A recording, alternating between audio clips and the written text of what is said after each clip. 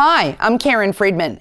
This is year 3 of sending you monthly video tips. This year, however, each video will feature tips from different chapters in my new book, which is scheduled for release in 2010. This month, let's take a sneak preview on meetings and how to be a great facilitator. Have you ever watched a good facilitator? They make it look easy, right? But it's not as easy as you might think. Good facilitators are expert at stimulating discussion, generating ideas, and producing outcomes. There are many ways to do this, but in this video, let's explore just a few tips, and let's start with preparation. Number 1, prepare in advance. Put yourself in the seats of your listeners to understand what outcomes they're after and what questions will spark discussion that can ultimately produce those outcomes. Number 2, define the purpose of the meeting at the top.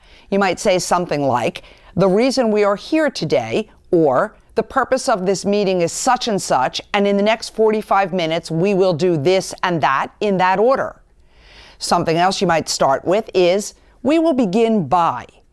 It's imperative that you establish a group consensus, that everyone knows what outcome they are after and they understand the agenda for the day. You must also be perfectly clear if you are to lead that session or meeting effectively. Number 3, ask questions that prompt discussion. Questions such as, "What would happen if we did this?"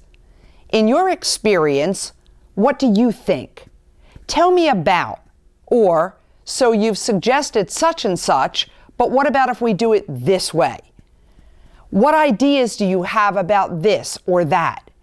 When you think through the questions that you're going to ask in advance, you also want to think through the possible answers that might come up.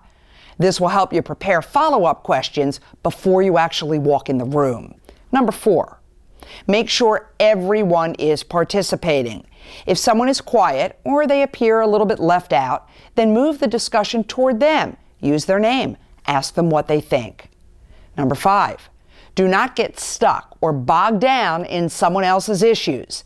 It is your role as that facilitator to keep the conversation moving. And you have every right to say, "Given our time constraints and that we have a lot to cover, let's go back to that if we can, but for right now, we need to move on."